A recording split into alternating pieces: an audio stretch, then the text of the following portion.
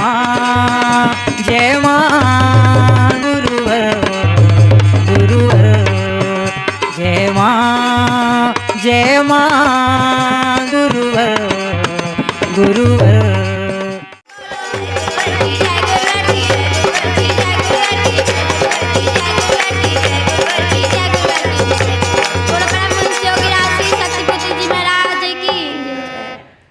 बोलो माता आदि शक्ति जगत जननी जगदम्बे मात की जय। बोलो परमेश्वर की शक्तिपति जी महाराज की जय।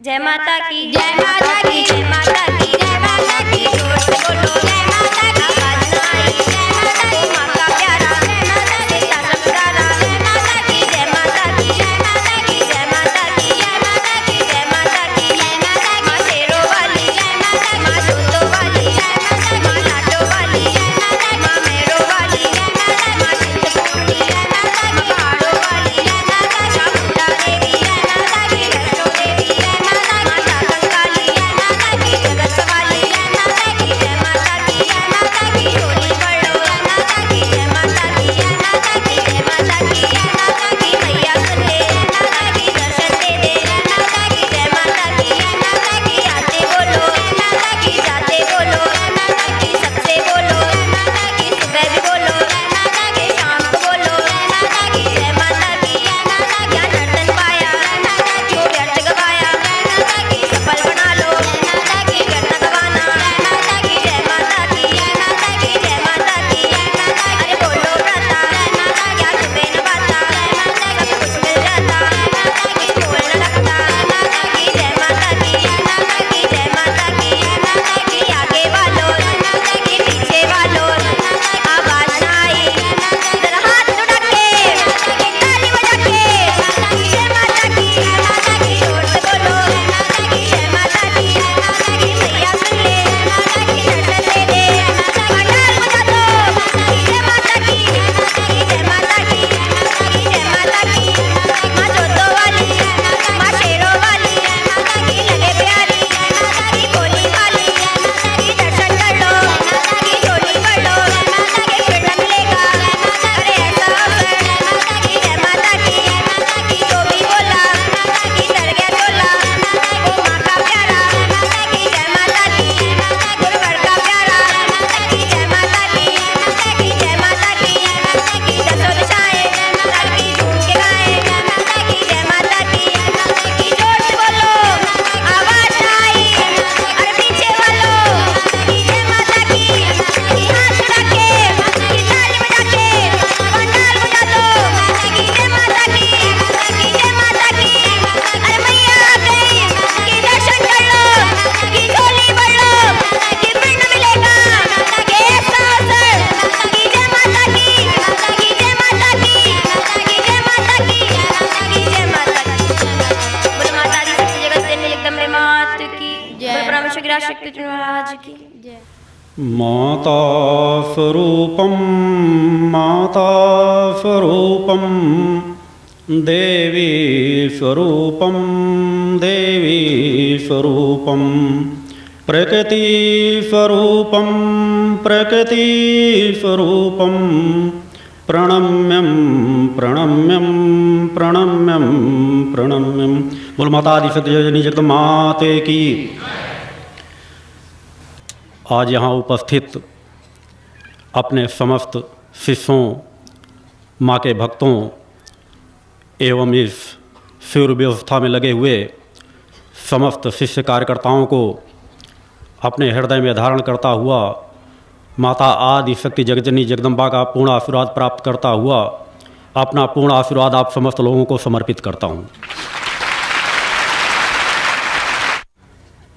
इस पवित्र धाम जिस स्थल पर हर पल माँ का गुणगान चल रहा है, हम आप सभी के लिए वो सौभाग्यशाली क्षण होते हैं जितने क्षण भी इस पवित्र धाम पर मैं स्वतः या आप लोग यहाँ गुजार रहे होते हैं। शिष्यों को स्वतः अवगत है कि मैं स्वतः इस पवित्र तपस्थली से बाहर जाना पसंद ही नहीं करता, उसके पीछे मूल कारण वही है कि जिस जगह पर सत्य उपस्थित हो, जिस जगह पर माता आदि शक्ति जगज्जननी जगदम्बा की उपस्थिति हो, जिस जगह पर भविष्य में माता आदि शक्ति जगज्जननी जगदम्बा के मूल स्वरूप की स्थापना होनी हो, उस स्थान के तुलना में जब भी मैं किसी स्थल के बारे में चिंतन करता हूँ तो कोई उसके समकक्ष भी नज़र नहीं आता। अपने आप मन एकाग्र हो जाता है कि इस स्थान के बाहर जा कर के मुझे मिलेगा क्या। अगर मैं कहीं बाहर की यात्रा करूँगा, बाहर कहीं जाऊँगा तो उससे मिलेगा मुझे क्या। जो तृप्ति, जो आनंद यहाँ की रजकणों के बीच बैठकर मिलता है, जो आनंद माँ के गुणगान जो कानों में सुनाई देते रहते हैं, उनसे जो आनंद और तृप्ति प्राप्त होती है, उस तृप्ति की तुलना किसी भी चीज़, वस्तु, किसी स्थान से की नहीं जा सकती। वही विचारधारा मेरे द्वारा आप लोगों को दी जाती है कि केवल उस सत्य को समझने का प्रयास करें। मेरी अपनी बातें बड़ी सरल सहज चिंतनों के माध्यम से आपको दी जाती हैं। मैं आप लोगों का यहाँ आह्वान करता हूँ, उसके पीछे केवल मात्र एक चिंतन होता है। क्योंकि मुझे अपने जीवन की यात्रा का ज्ञान है, मैं चाह करके आप लोगों के बीच उतना अधिक समय जिस तरह से आप लोग अपेक्षा करते हैं भविष्य में भी नहीं दे सकूंगा। मेरा जीवन साधनात्मक है, अधिकांशतः एकांत की साधनाओं का लक्ष्य है। भविष्य में भी यज्ञ स्थल के निर्माण के बाद अधिकांशतया मेरा समय उस यज्ञ वेदी में प्रज्वलित अग्नि के समक्ष ही व्यतीत होना है। बचपन से आज तक मैंने अधिकांशतया एकांत केवल माँ के चरणों की आराधना के चिंतन को अधिक महत्व दिया है। उस सत्य की ओर आप लोगों को बार बार खींचने का मूल लक्ष्य होता है कि मैं यहाँ पर आप लोगों को ना तो कोई कथानक सुनाने के लिए बुलाता हूँ, ना तो आप लोगों से किसी प्रकार की अपेक्षा होती है कि यहाँ का कोई फ्यूर किसी तरह से आपके धन अर्जन के लिए लगाया जाता हो, या आपसे किसी प्रकार की मुझको सेवाएं लेना हो। मेरे अंदर की जो वेदना है, मेरे अंदर की जो तड़प है, जो मैंने माता आदि शक्ति जगज्जननी जगदम्बा के चरणों में संकल्प लिया है, उस चेतना के प्रवाह से केवल आप लोगों को जोड़ना चाहता हूँ। क्योंकि यहाँ उपस्थित हो जाने के बाद केवल आप लोग यदि उस विचारधारा को पकड़ लेंगे तो एक साधक के पास जो चेतना तरंगे होती हैं, क्योंकि मैंने कहा कि मेरा जीवन साधनामय है, मेरे लाभ देने का मार्ग भी केवल चेतना तरंगों के माध्यम से है। यदि मैं कथानकों चिंतनों में बैठ जाऊंगा तो उससे आपका हित नहीं होना। मगर जिस विचारधारा से मैं आपको जोड़ना चाहता हूं, जब तक आप लोग उस विचारधारा से, उसी भावना से आप लोग जुड़ेंगे नहीं, जब तक लाभ का जो प्रवाह है, जो आप लोग अपेक्षाएं रखते हैं, उन अपेक्षाओं की पूर्ति भी नहीं हो सकती। यदि आप लोग उस विचारधारा को पकड़ लेंगे तो ठीक उसी प्रकार से आप लोगों को लाभ प्राप्त हो सकेगा जिस प्रकार से हजारों वर्ष से बंद किसी काल कोठरी में केवल अंधकार का पूर्णतया साम्राज्य हो, मगर एक छोटा सा भी सुराख बना दिया जाए और सूर्य के प्रकाश की यदि एक किरण वहां प्रवेश कर जाती है तो हजारों हजारों वर्षों से छाया हुआ बैठा हुआ वह अंधकार एक मिनट में गायब हो जाता है, एक पल में दूर चला जाता है। वह नहीं कहता कि यहां पर मेरा हजारों वर्षों से साम्राज्य था, वह नहीं कहता कि यहां पर तो मेरा आधिपत्य था, मैं जल्दी नहीं जाऊंगा। बार बार आपके पास बार बार द्वंद्व करने की भी क्षमताएं नहीं रह जाती, केवल सत्य की एक प्रकाश किरण आते ही। क्योंकि वास्तविकता में अंधकार का कोई अस्तित्व होता ही नहीं, अंधकार का कोई साम्राज्य है ही नहीं, कलिकाल का कोई साम्राज्य है ही नहीं। हम कलिकाल मान बैठे हैं, इसलिए कलिकाल हमारे ऊपर साम्राज्य स्थापित किए बैठा है। सत्य से हम दूर हुए नहीं कि हम स्वाभाविक है असत्य के गर्त में अपने आप गिर जाते हैं। और सत्य की एक किरण को हम यदि हासिल कर लेते हैं तो असत्य अपने आप दूर भाग जाता है। तो हमें असत्य को दूर भगाने की आवश्यकता नहीं है, कलिकाल को दूर भगाने की आवश्यकता नहीं है, केवल एक लक्ष्य की पूर्ति करना है कि अपने हृदय के किसी कोने में वह प्रबल आस्था जागृत करना है, वह अटूट विश्वास जागृत करना है कि माता आदि शक्ति जगजननी जगदम्बा के प्रति हमारे अंदर भक्ति भाव जागृत हो जाए। क्योंकि उस प्रकट सत्ता से, उस प्रकट सत्ता की चेतना तरंगे हासिल करने के लिए केवल हमारे पास, मानव समाज के पास, भक्तों के पास, शिष्यों के पास केवल एक मार्ग होता है, भक्ति मार्ग। और यदि भक्ति रूपी एक किरण भी हमारे अंदर पैदा हो गई तो माता आदि शक्ति जगदम्बा की तरंगों से, चेतना तरंगों से हम दूर नहीं रह सकेंगे। असत्य हमसे दूर भागता चला जाएगा, अवगुण हमसे दूर भागते चले जाएंगे, विषय विकार अपने आप दूर भागते चले जाएंगे। आप कह देंगे क्या हम भक्त नहीं हैं? हम इतने साल से, कोई दुर्गा सप्तशती का पाठ कर रहा है, कोई 4 घंटे पाठ कर रहा है, कोई किसी तरह के व्रत रह रहा है, कोई किसी तरह के अनुष्ठान कर रहा है। मैं कह रहा हूं निश्चित रूप से आप भक्ति तो कर रहे हैं मगर आपकी दिशा सही नहीं है। यदि हम ये कह दें, आंख बंद किए हुए बैठे रहें और कहते हैं हमको कुछ बाहर दिखाई ही नहीं देता, हम देखना चाह रहे हैं, कोई ये कह भी रहा कि बाहर प्रकाश है, केवल आप आंखों खोलो और बाहर देखो, मगर हम आंख केवल खोलने का कार्य न करें, केवल आंख बंद किए बैठे रहें तो हमें बाहर कुछ भी नहीं दिखाई देगा। जबकि केवल आंख खोलते ही हमें बाहर का सब कुछ दृश्य दिखाई देने लग जाता है। तो यह हमारी केवल एक विचारधारा का फेर है। यदि उस विचारधारा में हम थोड़ा सा परिवर्तन कर लें, जिस तरह पूर्व के चिंतनों में मेरे द्वारा बताया गया है कि हम उस प्रकृति सत्ता के अंश हैं, पहले इस बात को स्वीकार कर लें, क्योंकि जो वास्तविक सत्य है कि अनंत लोकों की, अनेकों अनेकों ब्रह्मांडों की जो मूल जननी है वह माता आदि शक्ति जगजननी जगदम्बा हमारी और आप सभी की आत्मा की जननी है। उस आत्मा की जननी से वह भक्ति का हम रिश्ता जोड़ लें, शिष्यत्व का रिश्ता जोड़ लें, और भक्ति यदि वही संकल्प में विकल्प वाली बात हो तो भक्ति पूर्ण नहीं होती। आप शब्दों की गहराई पे केवल नहीं जा पाते। जिस तरह मैंने कहा था प्रेम शब्द किस तरह भटक रहा है कि प्रेम शब्द आते ही विषय विकार वासनाओं का शब्द आ जाता है, जबकि प्रेम शब्द का उद्बोधन होते ही हमें माता आदि शक्ति जगदम्बा ने याद आनी चाहिए, हमारे माता पिता याद आने चाहिए। उसी तरह हम भक्ति तो कर रहे हैं मगर भक्त की गहराई की एक तरंग भी प्राप्त नहीं कर पाते। यदि भक्त कोई भी अपने आप को भक्त कहता है तो उसके पास पूर्ण निष्ठा, विश्वास, समर्पण की चरम सीमाएं होनी चाहिए, और चरम सीमाएं उस बिंदु तक कि फिर कहीं संशय नाम की जगह न रह जाए।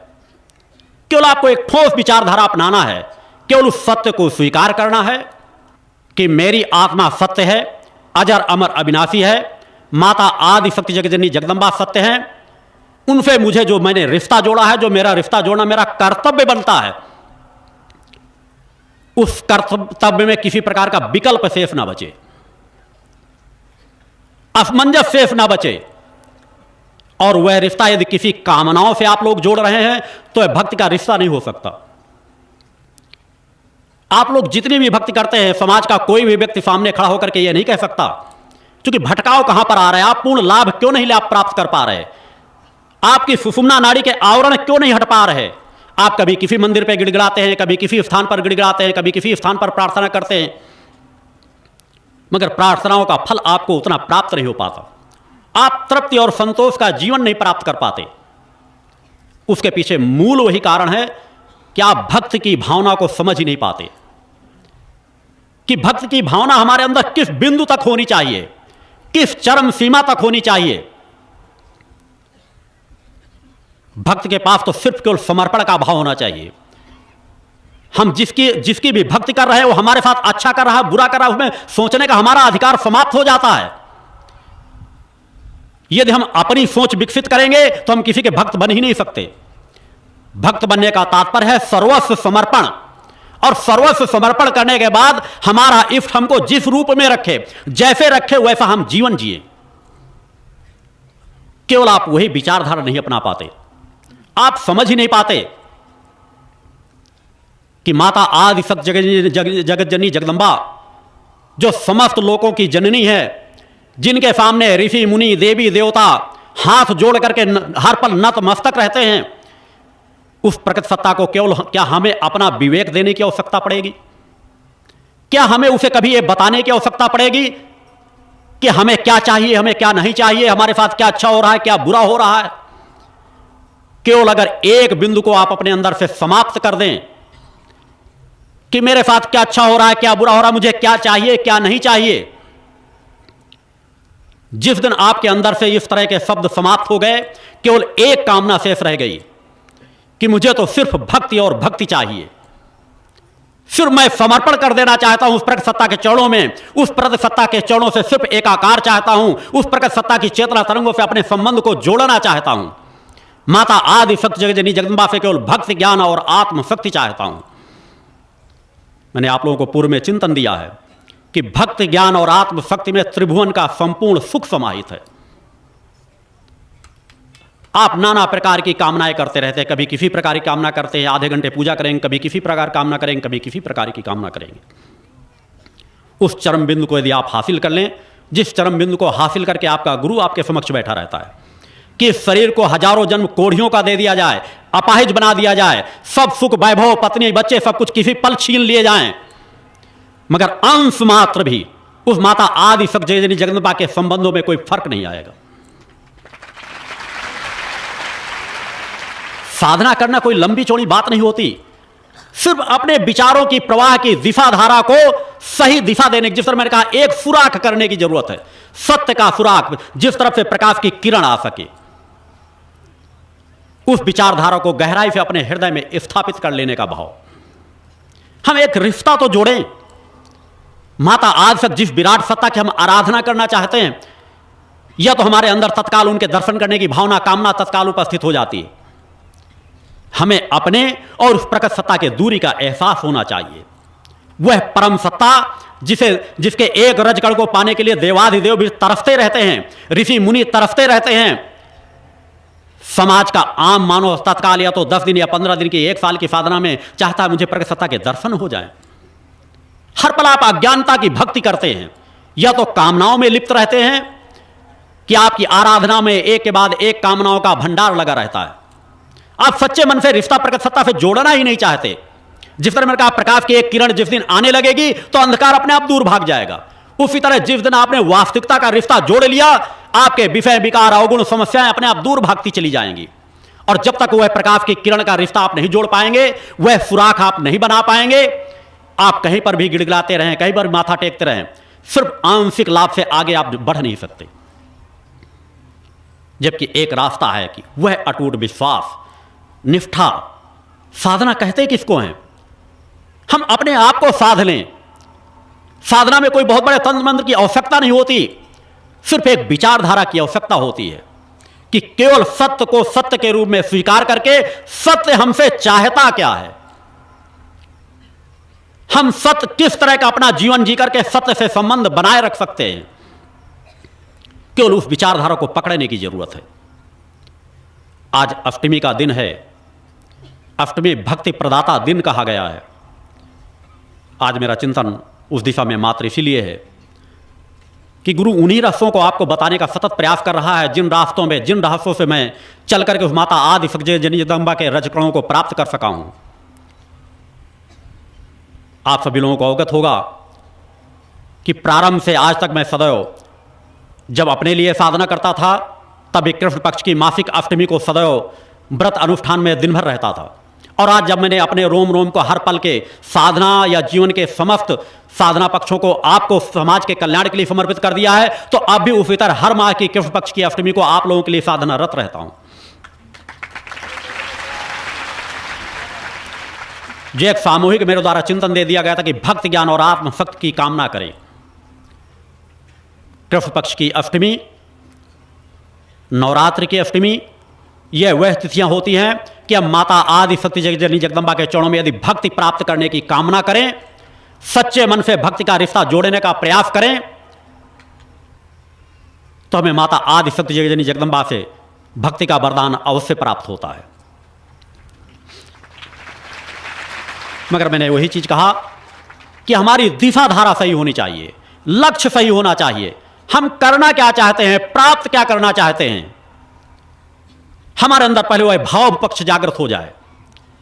हमारे अंदर जो अवगुण आवरण पड़े हुए हैं सुषुम्ना नाड़ी पर, जब तक सुषुम्ना नाड़ी के आवरण हटेंगे नहीं तब तक हमें दिव्य प्रकाश की प्राप्ति होगी नहीं। संक्षिप्त अनुभूतियां किसी को प्राप्त हो सकती हैं, मगर सच्चा रिश्ता, जिस तरह मैंने सच्चे सुराख की बात कही कि हजारों साल के अंधकार जहां पर काल कोठरी पर हो वहां केवल एक सुराख पैदा करते हैं, एक पल में दूर भग जाता है। उसी तरह आपके जीवन में आनंद और तृप्ति तत्काल आ जाएगी जिस दिन आपने माता आदि शक्ति जगदम्बा से हुए भक्त का अटूट रिश्ते की एक डोर आपने बांध ली। चूंकि सत्य में अशांति की कोई चीज गुंजाइश ही खत्म हो जाती है, कुछ प्राप्त करने की और शेष लालसा ही खत्म हो जाती है। क्योंकि आपके अंदर चेतना तत्व इतना स्वतः प्रभावक होने लगता है कि आपकी कार्य क्षमता सभी क्षेत्रों में स्वतः जागृत होती चली जाएगी। आपकी इच्छाएं वही होंगी जो आपके लिए आवश्यक होंगी। क्योंकि समाज जितना संशय में, उलझनों में फंस रहा है, वो केवल इच्छाएं और अपेक्षाएं ही आपको अशांत कर रही हैं।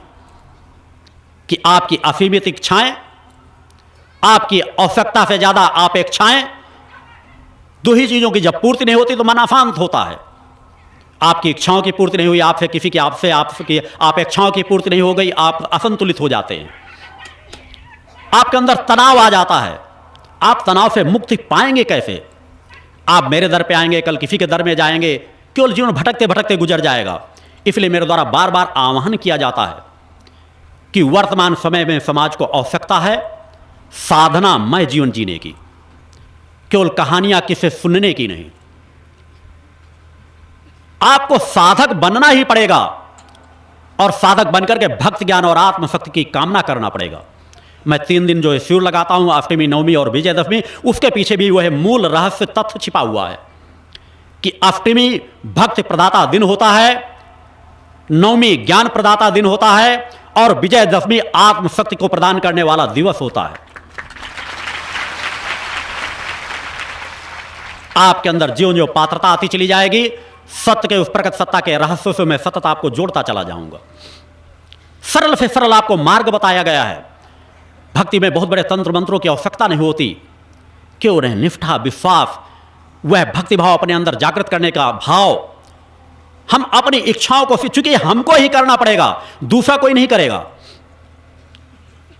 यदि आपको गुरु धर्म रूपी नाव पकड़ा दे तो अनास्था रूपी भंवर जाल से अपनी नाव को आपको ही बचाना पड़ेगा, उसको दूसरा कोई नहीं बचाएगा। क्योंकि गुरु आपको केवल धर्म रूपी नाव दे सकता है, वह नाव प्रदान कर सकता है, बता सकता है कि इस नाव को आपकी जो भंवर है उस भंवर से बचाने का प्रयास करो। जब तक आप उस सत्य को समझोगे नहीं, तब तक यदि आप उस नाव पे सवार भी हैं और अनास्था रूपी भंवर जाल पे आप ले गए तो आप उस भंवर जाल में नाव भी आपकी जाएगी और आप स्वतः उस गर्त में समा जाते हैं। अब वही कारण आपके साथ है आज कि किसी पल तो आपके अंदर बहुत तीव्र भाव, इतना प्रबल भाव आएगा कि आपको लगेगा हम मां के लिए अपना सर्वस्व न्यौछावर कर सकते हैं, गुरु के लिए अपनी गला काट करके दे सकते हैं, और तत्काल दूसरे दिन, दूसरे क्षणों आपके अंदर वो भाव समाप्त हो जाते हैं। वह स्थायित्व तो आपके अंदर नहीं आ पाता, और जब तक स्थायित्व तो आपके अंदर नहीं आएगा तब तक आप किसी के सच्चे शिष्य कहलाने के अधिकारी नहीं है, तब तक किसी के आप सच्चे भक्त कहलाने के अधिकारी नहीं है। केवल वो आपको स्थायी बिंदु हासिल करने की जरूरत है। धर्म ग्रंथों का बहुत ज्यादा अध्ययन कर लोगे, आपको मिलेगा क्या? केवल रट्टू तोते की तरह पढ़ लोगे, रट्टू तोते की तरह किसी दूसरे को सुनाते रहोगे। आपका कल्याण किस प्रकार से होगा इस कलिकाल में, आपका उद्धार किस प्रकार से होगा, आपकी मुक्ति किस प्रकार से प्राप्त होगी? क्योंकि मुक्ति कहवे के किसको है? मुक्ति का तात्पर्य यह नहीं कि आपका शरीर जब नष्ट होगा तो आप किसी दूसरे धाम में 1 मिनट के अंदर चले जाएंगे तो आपकी मुक्ति प्राप्त हो जाएगी। आप मानव जीवन प्राप्त कर रहे हैं, हजारों हजारों बार पुनः पुनः मनुष्य जीवन प्राप्त करते रहेंगे। क्योंकि जो कर्मों का लेखा जोखा, मैंने कहा, जो सुपर कंप्यूटर आपके पास आपके शरीर में ही स्थापित है, जो पूर्व के चिंतनों में, चूंकि मेरे द्वारा बहुत कुछ चिंतन इन पिछले 11 वर्ष से आश्रम की स्थापना के चले हैं, हर पक्षों के चिंतन मेरे द्वारा दिए जा चुके हैं। सत्य तो है कि आज आवश्यकता ही नहीं मुझे किसी पक्ष की अपनी विचारधारा चिंतनों को और कुछ देने की। यदि आप उन चिंतनों को बार बार सुने, जिसे आप यदि बार बार सुनेंगे तो आपको मेरी विचारधारा मिल जाएगी, मेरे चिंतन मिल जाएंगे। माता से किस प्रकार से संबंध जोड़ना है, आपके अंदर किस प्रकार की कामना होनी चाहिए, किस प्रकार की भावना होनी चाहिए, ये सब पक्षों के चिंतन मेरे द्वारा दिए जा चुके हैं। आवश्यकता है कि आप उस दिशा पे चलें और जो मैंने लक्ष्य ठाना मैं उस दिशा पर सक्रियता से बढ़ता चला जाऊं।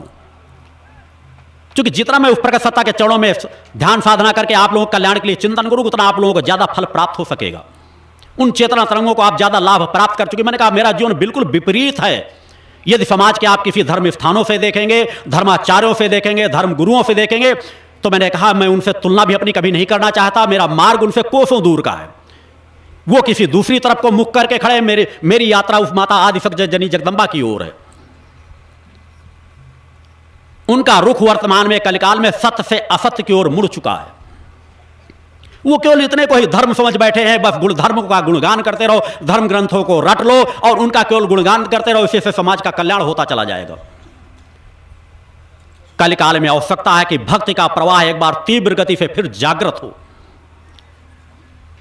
लोगों के अंदर साधनात्मक भाव जागृत हो, लोग साधक बनने की प्रक्रिया में आगे बढ़ें।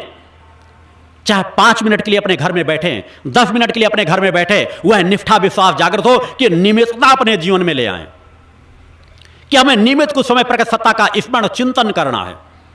और उस स्मरण चिंतन करने के लिए मैंने सरल से सरल मार्ग बताए हैं। मैंने चेतना मंत्र ओम जगदम के दुर्गाई नमः चेतना मंत्र दिया है, दुर्गा चालीसा का अखंड पाठ दिया है। जिस दुर्गा चालीसा का अखंड पाठ कम से कम इस भूतल पर तो यह पहला स्थान है ही है, जिस स्थान पर आप बैठे हैं। इससे बड़ा सौभाग्य की बात और क्या होगी कि भूतल का पहला स्थान जहां मां का अखंड दुर्गा चालीसा का गुणगान पिछले 11 वर्षों से सतत चल रहा है और अखंड अनंत काल तक चलता चला जाएगा। क्योंकि जो सत्य का प्रवाह है वो मेरे द्वारा नहीं डाला जा रहा, अखंड अनंत काल तक चलता चला जाएगा। माता आदिशक्ति जननी जगदंबा की कृपा से चलता चला जाएगा। क्योंकि मुझे सत्य का ज्ञान है, मैं अपनी यात्रा से अवगत हूं और माता आदिशक्ति जननी जगदंबा की जो कृपा है उससे भी अवगत हूं कि मां का जो गुणगान यहां प्रारंभ हुआ है वो सतत अखंड अनंत काल तक चलता चला जाएगा। मैं यहां का आह्वान करता हूं, इसलिए प्रारंभ से जब मैंने यहां की स्थापना की थी तभी मैंने दुर्गा चालीसा का पाठ यहां प्रारंभ करा दिया था कि आपका एक पल भी बेकार और निरर्थक ना जाए। मैं नहीं चाहता कि आप आए मेरे चरणों पर रोएं और गिड़गिड़ाएं, मैं इससे बहुत ज्यादा नफरत करता हूं। मेरी विचारधारा भी नहीं कि कोई बस बार बार मेरे सामने गिड़गिड़ाए, मेरे सामने हाथ जोड़े, अपनी समस्याओं के निदान के लिए मेरे सामने प्रार्थना करे। उस समय या तो मेरा सर शर्म से झुकने लगता है या मुझे आपसे अरुचि होने लगती है। क्योंकि गुरु के सामने तो केवल एक बार अपनी बात को व्यक्त कर देना ही पर्याप्त होता है। वह गुरु आपका गुरु कैसा, जिसके लिए आप बार बार गिड़गिड़ाएं, बार बार रोएं? आपके लिए क्या आवश्यक है, क्या आवश्यक नहीं है, गुरु आपसे ज्यादा अच्छा जानता है। जिस तरह मैंने कहा उस प्रकट सत्ता को यदि हम अपने शब्द दें, उस प्रकट सत्ता को यदि हम अपना ज्ञान देने लगे, यदि मैं माता आदिशक्ति जननी जगदंबा को मैं कहने लगूं मां ऐसा हो जाए, मां ऐसा हो जाए, मां ऐसा कर लो, मैं ऐसी कृपा कर दो। मैंने तो कभी माता आदिशक्ति जननी जगदंबा से मुझे बचपन से आज इस जीवन की यदि बात कह दूं तो कभी एक क्षण भी मेरे साथ ऐसा नहीं कभी जुड़ा कि मैंने मां से किसी इस तरह की कभी कामनाओं को अपने जीवन के लिए कभी रखा हो। समाज के कल्याण के लिए तो मैंने प्रार्थनाएं रखी हैं, मगर मैंने अपने जीवन के लिए जब से भी होश संभाला केवल एक चीज रही, बस मां के चरणों के दर्शन प्राप्त हों, मां के चरणों से तार जुड़ा रहे, मां के चरणों की कृपा प्राप्त हो जाए, मां से वह अटूट बंधन मेरा जुड़ जाए। क्योंकि निश्चित जब मेरा भी जन्म हुआ था मैं पूर्ण चेतना से परिपूर्ण नहीं था, पूर्व जीवन के संस्कार थे। मैंने ऐसा परिवार पाया कि जहां मेरे पिताजी प्रारंभ से पूजा पाठ करते थे, आध्यात्मिक वातावरण मिला, मेरी चेतना दबने नहीं पाई। माता आदिशक्ति जननी जगदंबा की मेरे परिवार में कोई आराधना नहीं करता था, मगर निश्चित है माता पिताजी राम की आराधना करते थे, भगवान शिव की आराधना करते थे, अन्य देवी देवताओं की आराधना करते थे। नियमित आरती सुबह शाम हुआ करती थी। मेरे गांव के भी अनेकों लोग यहाँ आए हुए हैं। माँ की कृपा से मुझे ऐसे परिवार में जन्म मिला। पिताजी से आप परिचित ही थे। आज यह कोना आपको रिक्त नजर आ रहा होगा, मगर रिक्तता होती नहीं। हमको केवल सोच और समझ हासिल करने की जरूरत है। उनकी भी यात्रा आपके बीच गुजरी। मैंने पूर्व में चिंतन दिया था कि जिस तरह उन्होंने घर का त्याग करके दंडी सन्यासी किस तरह का जीवन ग्रहण किया, उसके पीछे भी मेरे बिंदु थे कि जब बचपन में मैं पढ़ाई करने जाया करता था तो अंतिम क्लास का जो खेलकूद का घंटा होता था उसको छोड़ करके वहाँ अगल बगल कुछ आश्रम बने हुए थे, छोटे छोटे कुटिया बनी थी, कभी कभी वहाँ साधु संत आया करते थे, तो मेरा मन कहीं रमा नहीं करता था। पढ़ता जरूर था मगर पढ़ने में मन नहीं लगता था। मगर ऐसा नहीं था कि पढ़ने में मैं कभी कमजोर रहा हूँ। हमेशा मैं और ज्वाला जी एक साथ पढ़ते थे, हमेशा अग्रिम पंक्ति पर बैठते थे। 2-4 बच्चों के बीच ही हम लोगों की हमेशा गणना होती थी। या देवी सर्वभूतेषु शक्ति रूपेण संस्था नमस्तस्यै नमस्तस्यै नमस्तस्यै नमो नमः। युग वंदनीय धर्म सम्राट युग चेतना पुरुष सदगुरुदेव परमहंस योगी राज श्री शक्ति पुत्र जी महाराज के पावन श्री चरणों में नमन वंदन प्रणाम। तप योग ध्यान साधना की पावन स्थली धर्मधुरी पंच ज्योति शक्ति तीर्थ सिद्धाश्रम की स्थापना मध्य प्रदेश के शहडोल जिले की व्यवहारी तहसील में परम पूज्य गुरुवर श्री के द्वारा दिनांक 23/1/1997 को की गई है, जहां पर 15/4/1997 से श्री दुर्गा चालीसा अखंड पाठ मंदिर में अनवरत अनंत काल के लिए श्री दुर्गा चालीसा का पाठ जन जन के कल्याण हेतु चल रहा है। परम पूज्य गुरुवर श्री के द्वारा नित्य प्रति प्रातः एवं सायंकालीन वेला में माता भगवती आदि शक्ति जगत जननी दुर्गा जी सहित देवी देवताओं एवं सहायक शक्तियों की आरती संपन्न की जाती है। मूल ध्वज साधना मंदिर में भी नित्य प्रति होने वाली प्रातः एवं सायंकालीन वेला की आरती में भक्त उपस्थित होते हैं तथा मानसिक शारीरिक समस्याओं के निवारण के साथ ही सुख शांति समृद्धि का आशीर्वाद प्राप्त करते हैं। परम पूज्य गुरुवर श्री से नित्य प्रति प्रातः एवं सायंकालीन मिलने के निःशुल्क क्रम में माँ के भक्त व परम पूज्य गुरुवर श्री के शिष्य अपनी मनोभावना को श्री गुरु चरणों में समर्पित करके समुचित समाधान व आशीर्वाद प्राप्त करते हैं। परम पूज्य गुरुवर श्री अब तक 1 करोड़ से अधिक भक्तों से व्यक्तिगत रूप से मिलकर उन्हें यथोचित निर्देशन प्रदान कर चुके हैं।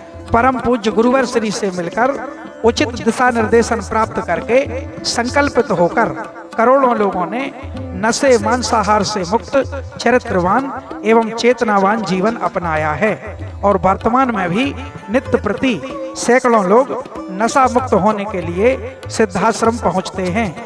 परम पूज्य गुरुवर श्री के 20 लाख से भी अधिक दीक्षा प्राप्त शिष्य हैं, जो वर्तमान के अनीति अन्याय अधर्म से ग्रसित भयावह वातावरण में भी माँ की पावन ज्योति से प्रज्वलित अपने घरों में मामय वातावरण के मध्य साधनात्मक जीवन जीते हुए आत्म कल्याण एवं जन कल्याण के पथ पर अग्रसर हैं।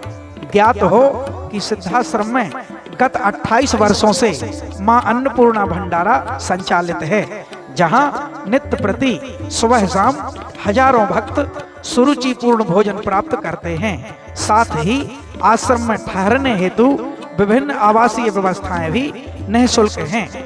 पंच ज्योति शक्ति तीर्थ सिद्धाश्रम में पावन सिद्धाश्रम सरिता के तट पर स्थित सर्व सुविधा युक्त त्रिशक्ति गौशाला के दर्शन करके भक्तगण अभिभूत हो जाते हैं। परम पूज्य गुरुवर श्री के निर्देशानुसार प्रत्येक माह के शुक्ल पक्ष की अष्टमी को गौ सेवा समर्पण दिवस मनाया जाता है। इस दिवस पर परम पूज्य गुरुवर श्री एवं पूजनीय शक्तिमयी माता जी के द्वारा समस्त गोवंशों को अपने कर कमलों से रोटियां खिलाई जाती हैं। गौशाला के समीप ही परम पूज्य दंडी सन्यासी स्वामी श्री राम प्रसाद आश्रम जी महाराज की समाधि मन को शीतलता प्रदान करती है और निकट ही स्थित दानवीर गुफा स्थल भी दर्शनीय एवं असीम शांति का स्रोत है। सिद्धाश्रम में प्रति वर्ष शारदीय नवरात्र के पावन अवसर पर शक्ति चेतना जन जागरण शिविर का विशाल आयोजन किया जाता है, जिसमें मां के लाखों भक्त व श्रद्धालु योग ध्यान साधना के क्रम का लाभ प्राप्त करते हैं तथा परम पूज्य गुरुवर श्री के दिव्य चेतनात्मक चिंतन श्रवण करने के साथ अलौकिक दिव्य आरतियों का भी आनंद प्राप्त करते हुए ममतामयी माँ की कृपा एवं परम पूज्य गुरुवर श्री का आशीर्वाद प्राप्त करते हैं। सिद्धाश्रम स्थापना दिवस 23 जनवरी के पावन अवसर पर प्रति वर्ष अखिल भारतीय सिद्धाश्रम दौड़ प्रतियोगिता का आयोजन किया जाता है तथा इसी दिन योग भारती विवाह पद्धति से सामूहिक विवाह और सायंकालीन वेला में अखिल भारतीय सुर संध्या एवं कवि सम्मेलन का भी आयोजन होता है। सिद्धाश्रम में स्थित जनसंपर्क कार्यालय के माध्यम से विभिन्न जानकारियां प्राप्त होती हैं तथा सिद्धाश्रम से ही प्रकाशित मासिक समसामयिक सिद्धाश्रम पत्रिका व राष्ट्रीय साप्ताहिक समाचार पत्र संकल्प शक्ति भी प्राप्त कर सकते हैं, जिनके माध्यम से परम पूज्य गुरुवर श्री की ऋषि वाणी, महत्वपूर्ण समसामयिक लेख आदि का अध्ययन कर सकते हैं। जनसंपर्क कार्यालय से ही माँ के प्रसाद स्वरूप निःशुल्क शक्ति जल का वितरण भी होता है। इसी दिव्य शक्ति जल के माध्यम से आज करोड़ों लोग नशा मुक्त होकर अपनी विभिन्न मानसिक शारीरिक व्याधियों से मुक्त हुए हैं और अपने जीवन में चेतनात्मक ऊर्जा को प्राप्त किया है।